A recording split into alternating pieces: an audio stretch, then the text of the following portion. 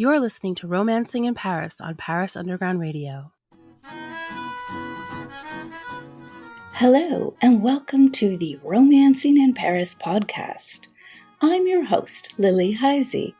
In this podcast, we'll be traveling around the city as I pick out my top romantic spots per arrondissement. You don't have to visit these places only as a couple. Exploring them can be the expression of your own love of Paris. Are you ready to get romancing in Paris? In this season, we'll be visiting the top most romantic places in Paris, as well as venturing beyond the city limits. The last episode of Season 2 took us to the Opéra Comique, a gorgeous theater hidden in the 2nd arrondissement. In this episode, we'll be traveling to the 3rd district to visit another hidden site, a type of place that the 3rd arrondissement has a particular abundance of, a secret garden, and one of the loveliest in the whole city. Grab your chérie. We're going to the Square Saint-Gilles, Grand-Veneur, Pauline-Roland. Phew, such a long name for such a small place. Well, we'll get around to the origins of its name in due course. In our first round through the arrondissements, for the 3rd district, we visited the Hôtel de Soubise. It too has a beguiling series of secret gardens. I suggest you listen to the episode if you haven't yet already. In it, you'll discover the fascinating history of the private mansions of the Marais district.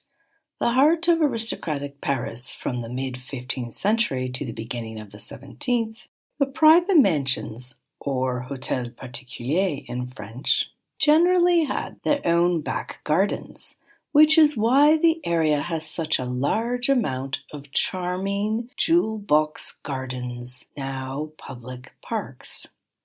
These are incredibly romantic and make for an ideal romantic outing with your chérie. Although the Square Saint-Gilles Grand-Veneur Pauline-Roland is no longer a secret, this Eastern Marais garden is still little known by the masses. Nestled within a cluster of buildings, its hidden location adds to the romance. But let's learn a little more about its history before we visit it.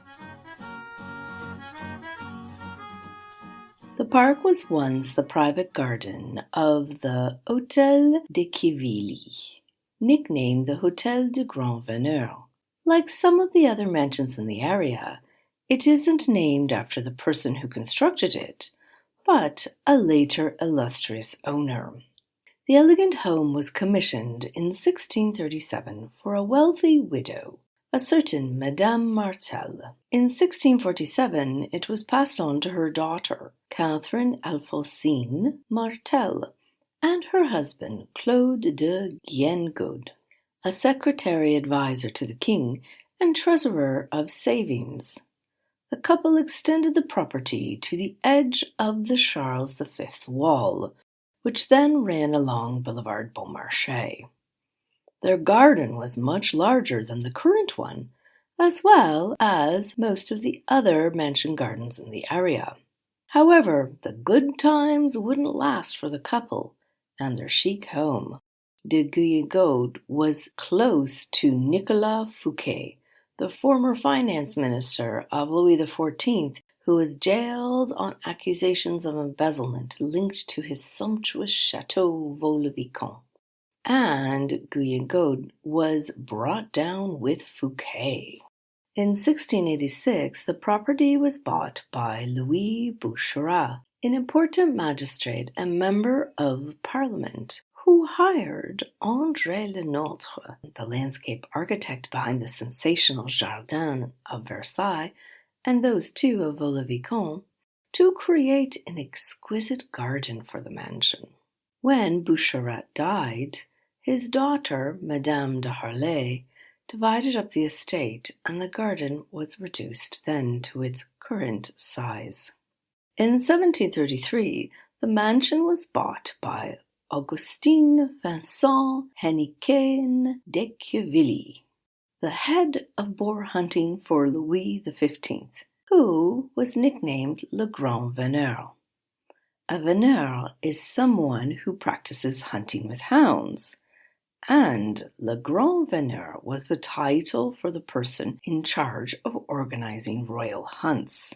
This is the name that stuck to the home, similar to the mansion which houses the Picasso Museum, called the Hôtel Salé, as it was constructed for the salt tax collector. d'Equevilly had the house remodeled and added symbolism connected to his role in the form of bas-reliefs on hunting, including wild boars, the heads of hounds, arrows, and quivers. Like many of the other noble homes of the area, the mansion was confiscated during the Revolution. In 1823, it was bought by the Franciscan nuns of St. Elizabeth and was a convent until 1901. Used as a warehouse, then offices of an insurance company, about a decade ago, the building was split up and converted into luxury apartments. At least the historic building has been salvaged from ruin, and the grand residence and other elegant buildings now act as a pretty backdrop to the secret garden. The garden was opened as a City of Paris park in 1988, and in 2010 its name was extended to honor Pauline-Roland, a school teacher who was a mid-19th century feminist and socialist. Close to writer Georges Sand, Roland contributed to feminist newspapers and was an advocate for gender equality.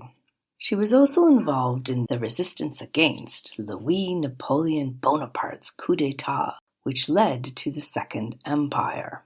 For this, she was jailed and was condemned to be deported to Algeria. Georges Sand arranged for this to be stopped, yet Roland sadly died before her release from prison.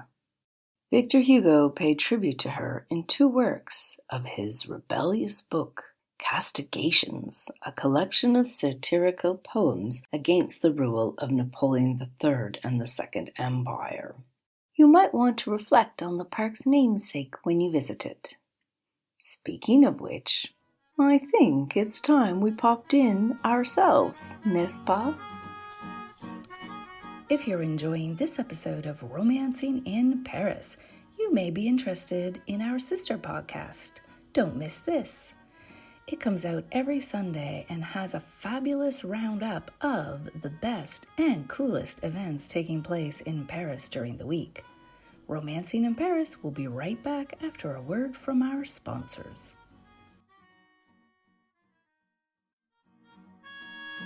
And now, back to Romancing in Paris. As I mentioned earlier, the park is entirely hidden from the main street, which is the busy Rue de Turenne.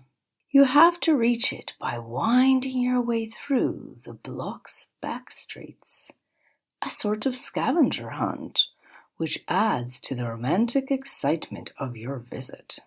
Off of Turenne, you can take Rue Ville-Ardouin, and as it turns, there is another small street on the left.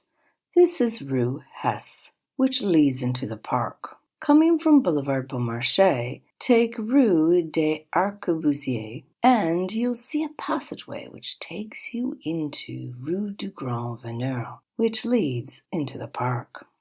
Once you reach it, you'll get the wow factor and plenty of oh la las from your chérie as they're struck by the charm of this alluring secret garden.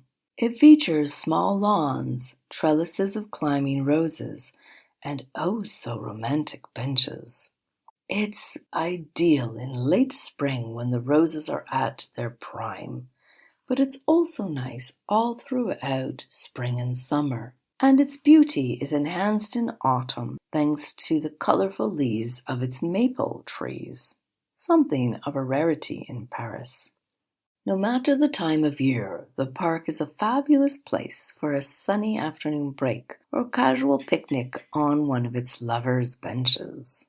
If you can plan to come on Thursday or Sunday around midday, stop by the Marché Bastille, an open-air market held on nearby Boulevard Richard Lenoir until 2:30 p.m. on those days.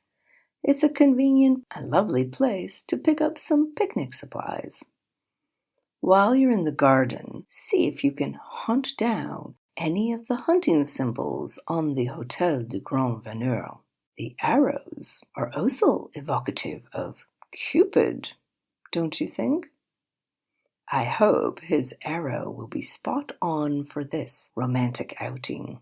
After your lover's moment, you can nip inside the nearby Church Saint-Denis du Saint-Sacrement at 68 Rue de Touraine. It houses a painting by Eugene Delacroix, a leading artist of the Romantic era, whom we discussed in episode 6 of the podcast, on Rue de Furstenbourg. Otherwise, you can also carry on your stroll in the Marais and track down some of the area's other magnificent secret gardens. I hope you've enjoyed this latest episode of Romancing in Paris. If you have a minute, please rate or review it. It only takes a moment and it's extremely helpful for potential new listeners. If you would like to support the network, please see our Patreon page, which includes some amazing extra content for Patreon members. Until next time, happy romancing in Paris. This episode of Romancing in Paris was produced by Jennifer Garrity for Paris Underground Radio. For more on this show and shows like it, please visit parisundergroundradio.com.